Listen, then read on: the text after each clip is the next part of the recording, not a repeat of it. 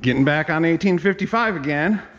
I am going to reseal the steering motor so I can get that stuff mounted in the dash and the hydraulic lines for the steering, and basically get the hydraulics all sealed up.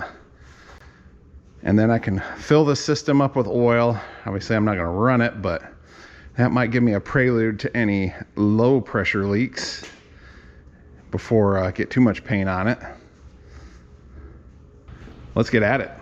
Got some primer on the column and the mounting bracket and a few other pieces while I was at it. Try to get everything coated so there's no surfaces to rust. Stuff that's hard to get to once it's together. Genuine Char-Lynn Orbit Power Steering Motor.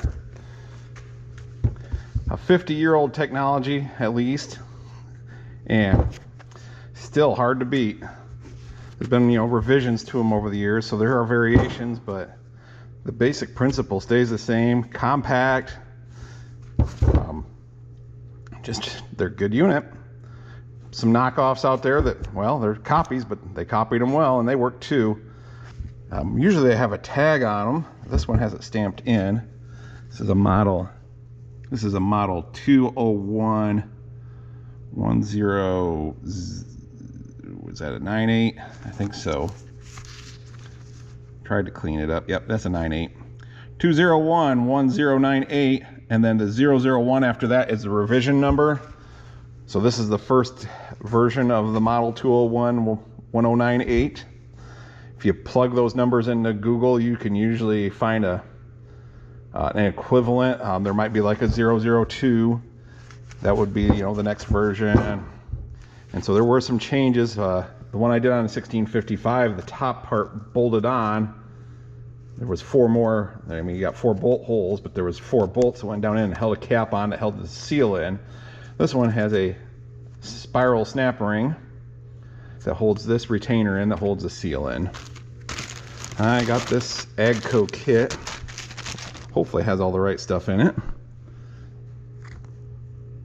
30-3350592.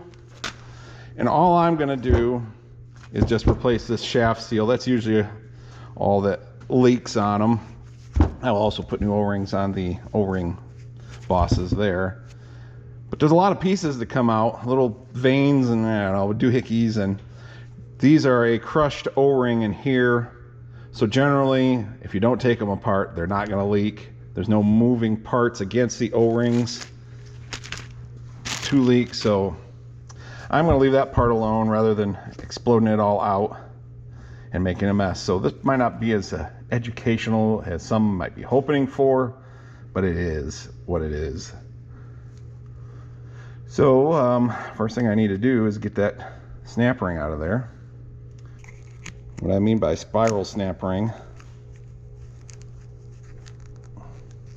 maybe I should take the seal out of the kit and compare it to what's in there before I get too carried away.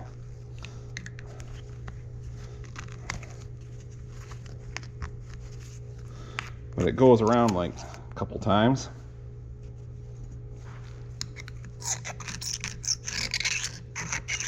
There's probably an O-ring under there that seals that, and then the seal here. That's what we're after. I will say, the kit does come with instructions. Yep, it's showing my style of a seal. Now a part of Eaton. Gives you a good breakdown on how everything goes together. Let's see what we got up here. Dust seal. Oh, so there should be a couple seals. Yep. Retaining ring. Seal gland bushing. Quad ring seal. Okay, so a quad ring seals this. Lip seal seals the shaft. I think I have got the right kit. Here's that's a quad ring. Oh, okay, the quad ring does seal this shaft. Hopefully that steps up a little bit. Yeah, there is another seal that goes on around the outer edge of that to seal it. So now we just got to get this to come out. Okay, someone might have to trade places. Right now, you're sitting on the vise, and it's sitting there, and it's gonna go in the vise. Get some of the crud out of there.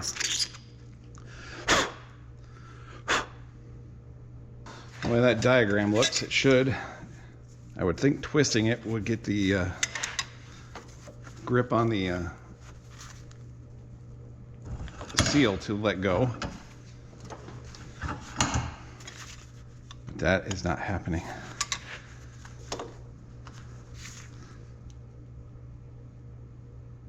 There it goes.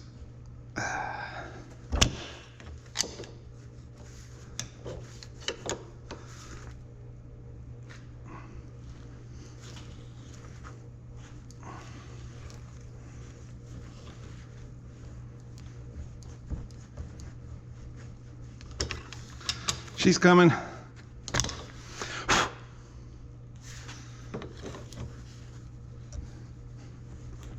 And there she is.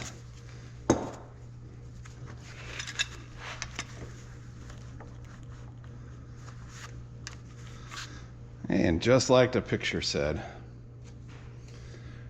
we've got the quad ring right here. That's what actually holds the oil in. The outer seal just holds the dirt out. And there should be one more ring. Oh, there it is. This ring right here seals the outer part.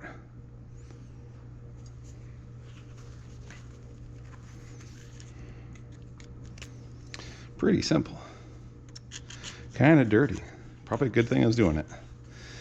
No sign of it leaking before, but you know, it's been sitting quite a while. Oh, that dust seal is, yeah, definitely seen its better days. It's a good thing. Yeah, it looks clean in there, so we ain't gonna go hunting for more problems. I think this is all the preventative maintenance it needs. I will say the copycat steering motors, similar sizes, can be bought for around $400, give or take. And by the time you probably take this to a hydraulic shop and have them, if it's actually broken and needs, you know, fixed and stuff, you're probably just as far to head to buy a new one. You can still get Char-Lynn, Eaton branded, you know, genuine ones, but you're talking well over $1,000 then. So if you want the genuine article, then it might be money ahead to have someone work on it if you don't want to do it. But they're very reliable. I've never had to mess with the guts of one. Usually it's just a matter of them leaking out here. Well, that seal does not fit in there. Or maybe I got that upside down. Okay, you know, if you face it the right direction, everything fits better. So that's the side. Let's just put this quad ring in there just to be sure. Yes. All right.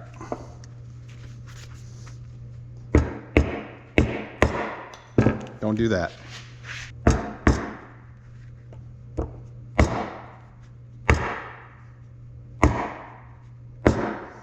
And all I have to do is match this seal up with the one in the kit, which I'm not seeing. That's my snap ring.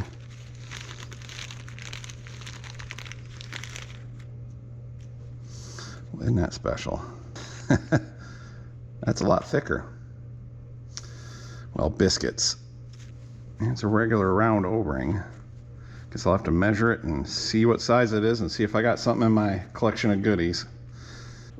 This is the new O-ring. It fits in there good. It's just thicker than the old O-ring. I guess we'll give her the old college try and see if it's gonna work, but seems like the old one would have been leaking if it was too thin, and it'd be hard to get the snap ring in if this one's too thick. We'll find out. Okay, a little grease on there to make everything happy. Yeah, that fits good. Ooh. That extra air blew one of my caps off. I don't think it's gonna work. It's already up plenty high. Oh, I need some kind of driver tool. Suppose we can give her light love taps with this and see if it goes down anymore. That's a negative.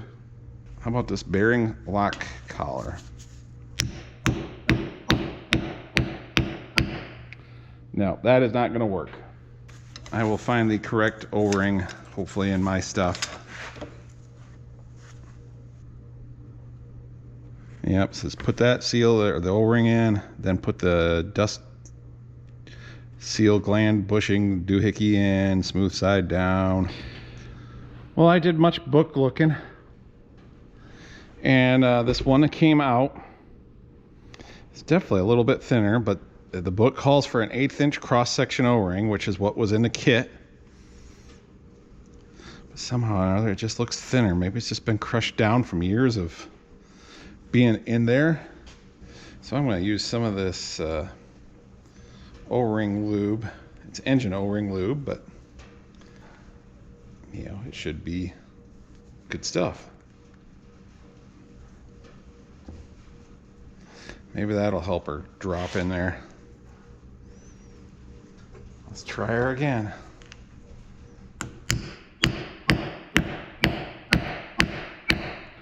Nothing.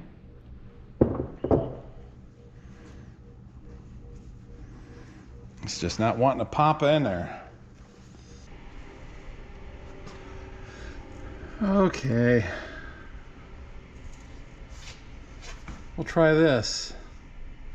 Maybe a little pressure. You know, something that can hold it down. Well, I pushed it down in. Just there, a slight bit of pressure on it. Can I see the snap ring groove?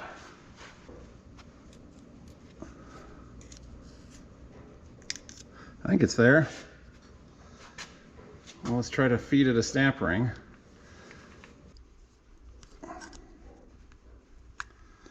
Oh, it's still not quite getting down in there.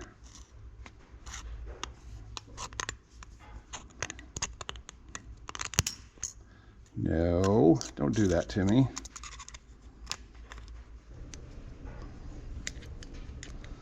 It started, but I don't think it's down enough to where it's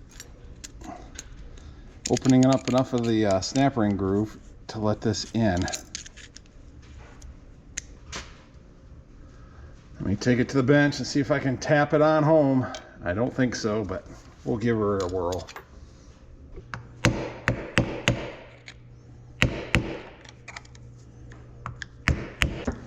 That is just not going to work.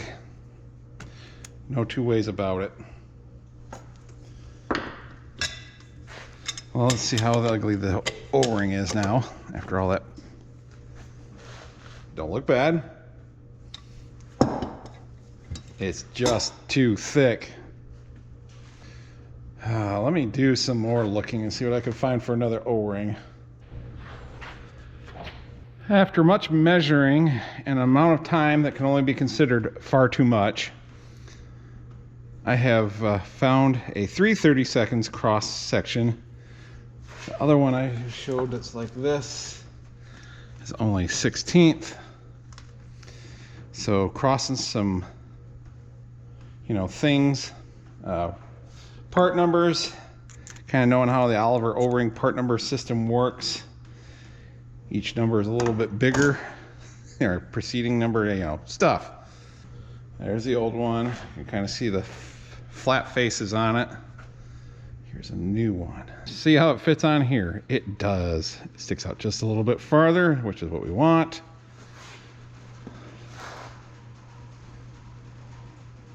I think that's going to work so much better.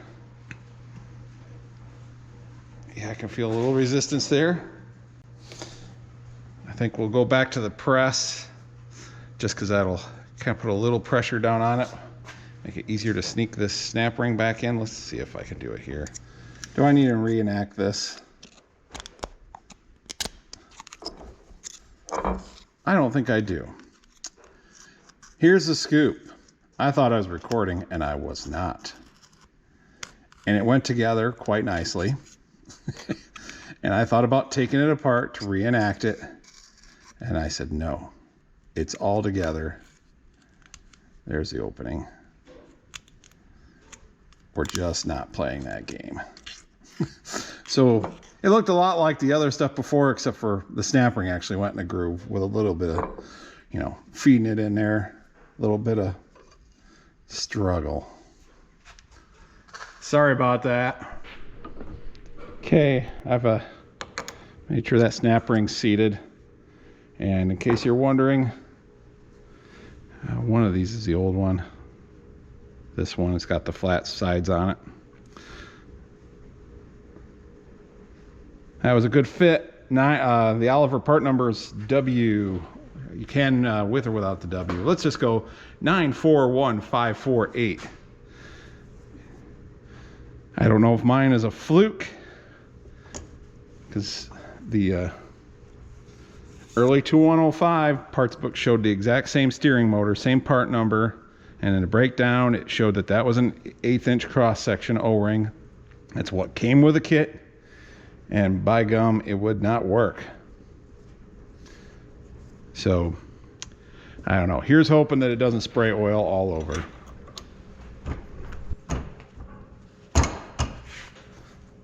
Let go.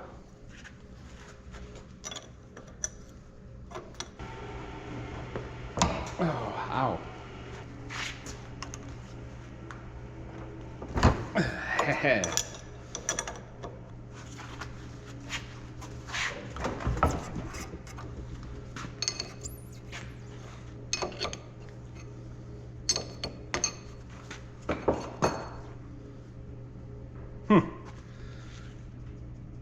Same size port, but a bigger JIC fitting to go to the hose for return.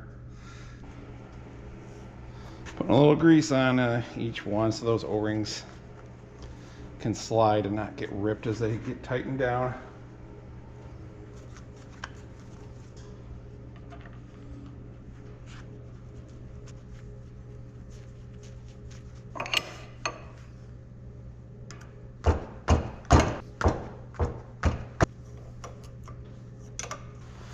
There, I think, you know, little degreasing or de-oiling, whatever, so the paint will stick. We can slap some primer on that baby.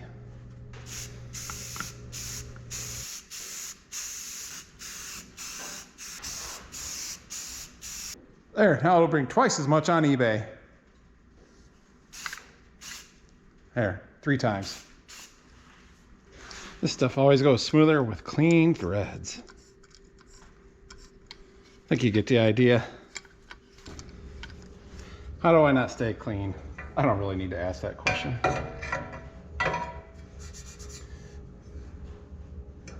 But this, you're probably saying, what does that go to? It goes down in here, kind of like this. It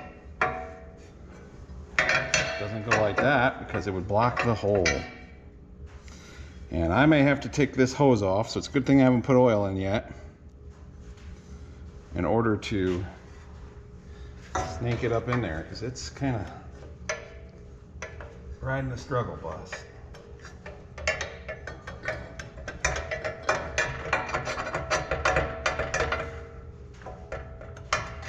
Oh, wait.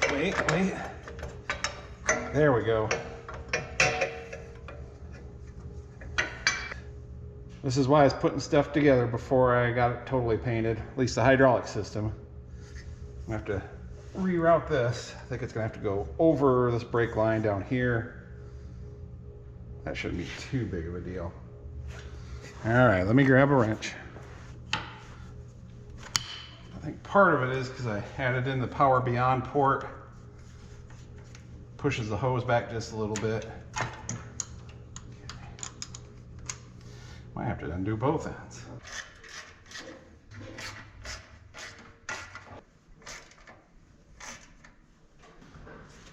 I either need to, well, rearrange it or just put a sleeve over that hydraulic hose to protect it from chafing.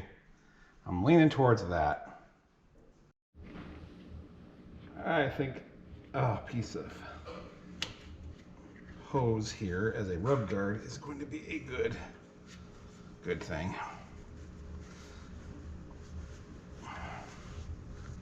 And a couple zip ties to make sure it doesn't move would also be a good investment. Well, let's see. Let's get this baby together. Slide that through. made that up. Screw it together.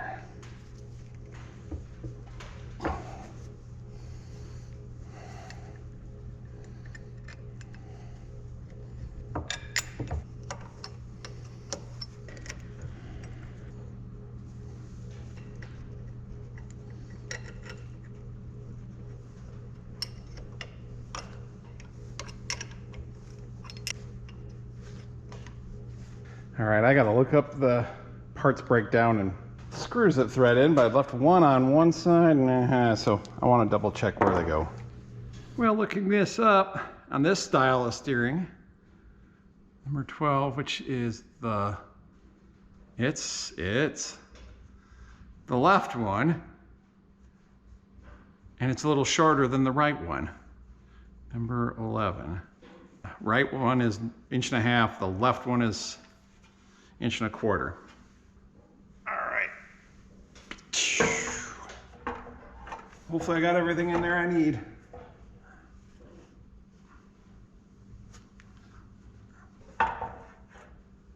If I remember right, the throttle comes through this area here. So it kind of was important to have this in first. I'm sure that's stuff they had to think about when they were putting them together on the line, or had to know. And probably after you did a couple, you pretty much knew.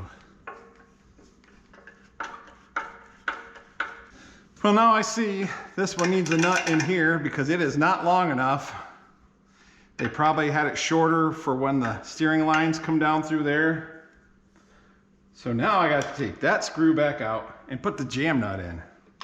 This side can go in here. Like so. I hope I've got you aimed well, you know. So you can see this in here. We drop it on the floor. We send Discount Chris after it. I think that was a 1/2 inch bolt. It was. And then we fight the spring and turn this in.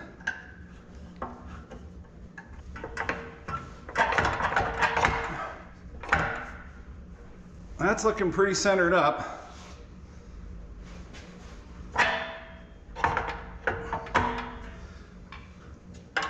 Let's jam that. May have to tweak these when the dash is all together anyways. That feels good and solid. I think we can now put some lines in there. Don't want to forget this clamp.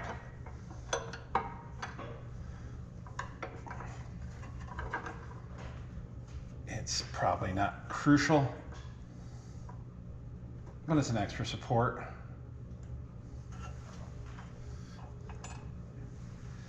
It's paid for. It came with the tractor. We're gonna use it. Let's get the adjustable hammer out.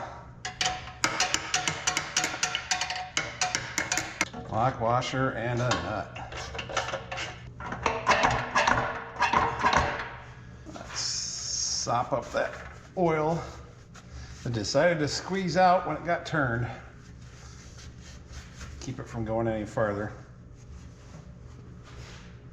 And go find some hoses. Well, I figure why not start with the easiest one. The big port is the return line. So we know that's this one. And so it has bigger fittings, which makes it this hose. Okay, it must cross over. Here's our return to sump fitting. So let's see.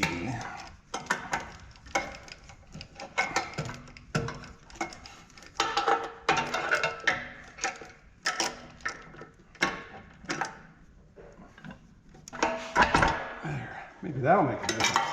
Hey, look at that. No, it is not going to work that way.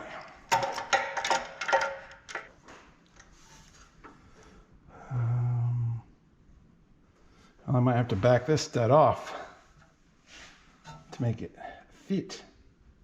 It is so close there. Look at that fit through there. Well, now the other side needs tightened up, but we'll tackle that when the time comes necessary. Well, now I'm thinking this goes over the brake line. Of course.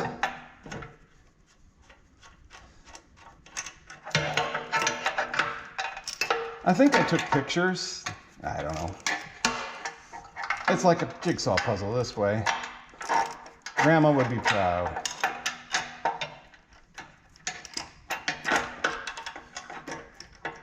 No, that ain't gonna work. Getting lots of scuffs in that primer. Good times, good times.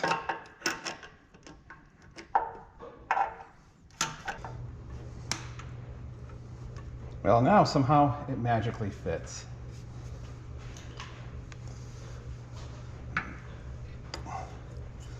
This return line is loose, but it's going to stay that way until I got everything where I want it, or where it's supposed to be, or the combination thereof. Let's give it the old tilt.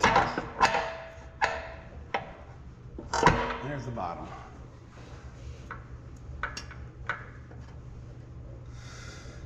I think that's, acceptable. I'm going to have to do this. Take that slop out. And it'll just have to be where it be. Because we don't need it being sloppy. Okay, that should make that one pressure. We know that's down here under the corner of the dash. Let's do that next. Well, I said it in a previous video. I'll say it again. I'm really impressed with AGCO still supplying these hoses. I mean, they're wrapped as well as, bent in the right places, and oops. This one's got to go under the dash to meet the thingy, the other line. This is why I'm doing it now instead of taking a chance on the old ones never leaking. Because imagine this with all the sheet metal on or the fuel tank in. Okay, that looks good. I probably should have had this up through here. Yeah, because look at that. The twists and the turns. Thrills the excitement.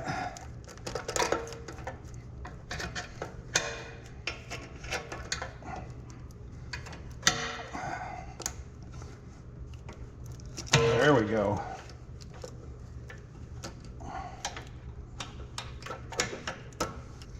I did get the bottom end started, so that's good.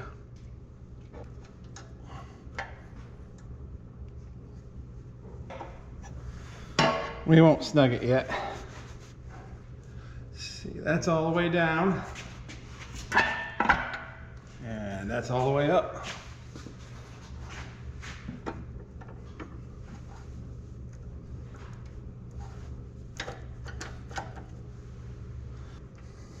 Now these two, there's a clamp down here at the base that those get clamped into.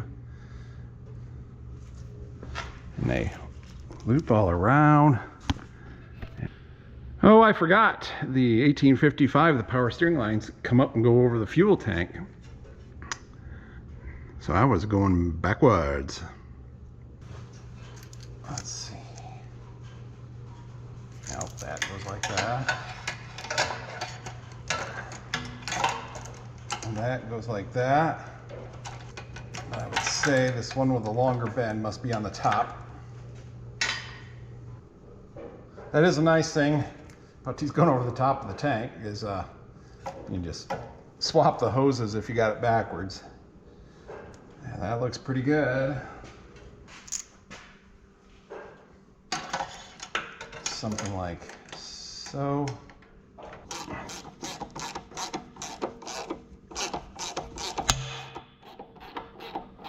That was just the ratchet hitting the dash piece.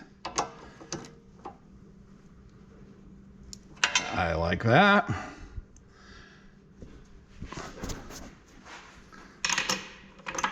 Don't go anywhere. All right, I think it's just a matter of tightening up some fittings.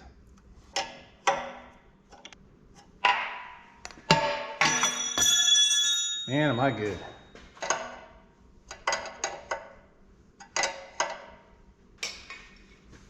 Let's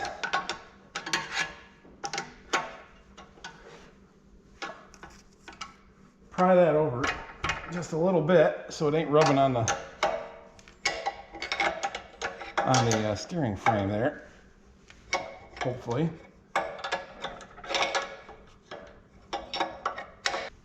Yeah, that kept a little gap in there.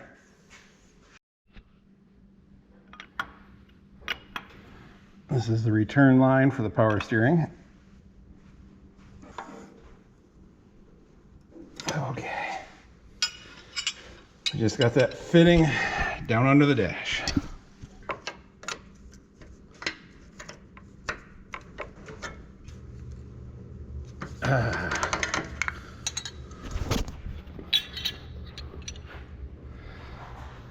There. And you can see why they wrap them with this wear stuff. There's just so many places for them to rub. I still got to get, you know, the throttle and the over and under shifter in there. But that'll be after green paint has been shot. Because this black side plate that's on the other side does not have a slot in it. So they have to go through it. So I want them painted. Everything painted. I'll just have to be careful. Let's see. This one's kind of close to... Oh yeah, that's sticking out a little past. I have to do something there. I did a little tweaking on the lines and I don't think that hose is going to bother now. Another reason to have too many Olivers. Oh, I wanted to see what side this return line went on. It goes to the inside of the bracket there, and there's a clamp there. It's been cold out. And the water was cold?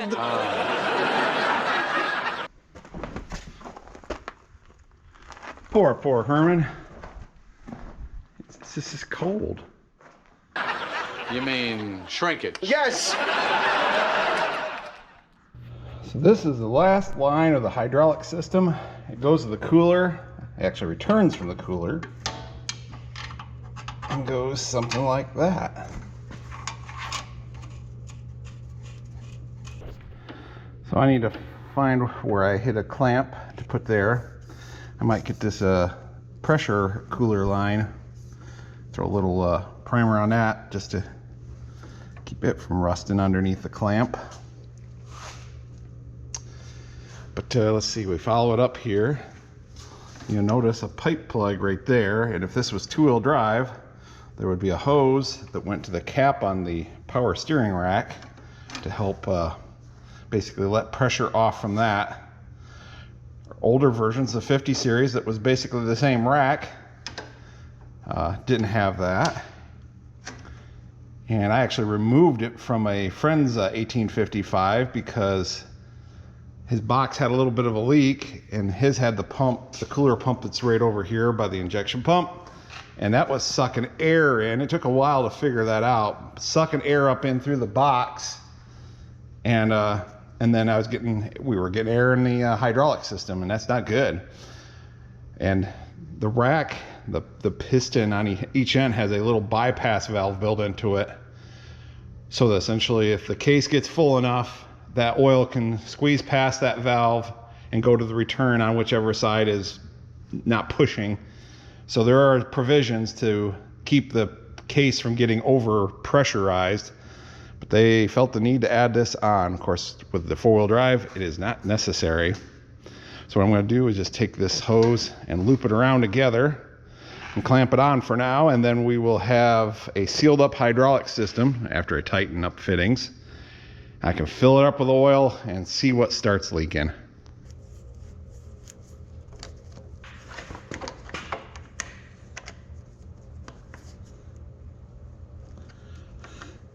This will get replaced with a new hose when final assembly gets done. That shouldn't leak. I say this stuff with semi-confidence. Let's make sure I got this one. This one will only leak when I push on the brakes. Here we go. First oil back in it. It can sit here with oil and we'll find out if there's any, low pressure leaks. Whoops, there's one. Got carried away. 5 gallons in. Let's see how that's, it's on the stick, but below the ad, which is probably enough for what we're doing at the moment. But I'm gonna bleed out the filter. So we'll just go ahead and stick another gallon in. By the time all the lines get full and all that good stuff, it'll use it up. There's 6 gallons in and it's over full. But that's, like I say, we got a lot of lines to fill and stuff. Well, at first glance, no wet spots forming. That's a good thing. That ain't end all, but it's a good start. Let's open up that bleeder screw. See if I can find a place to put this light. So I'm gonna need more hands. Maybe I don't need a light. There. Ooh, can you hear it?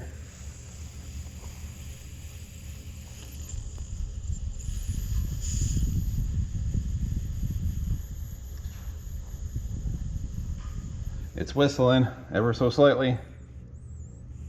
Any day now. The farther I move my hand from it, the more it'll leak.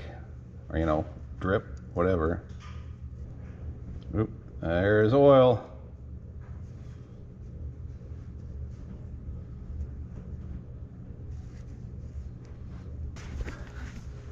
Well, good thing I didn't move that filter farther ahead than I did.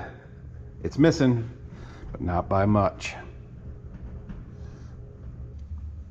Dry, dry, dry.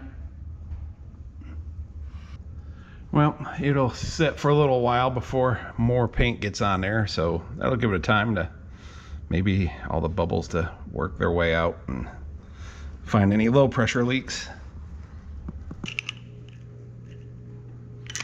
It's got it right about at the full line. That worked out good. I'm sure it will still need some topping off once it runs, but that's something we can live with. Well, we have a fully plumbed and sealed up, hopefully, hydraulic system. Now,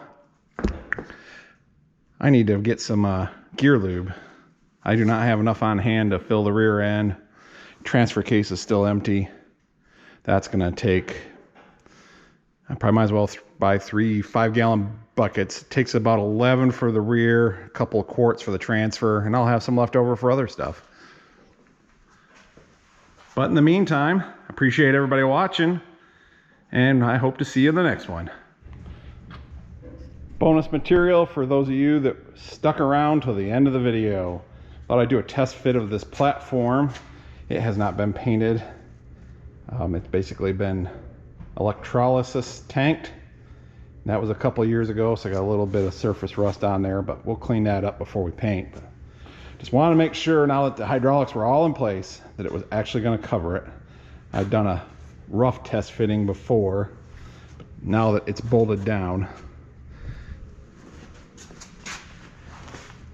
it fits. Color me happy.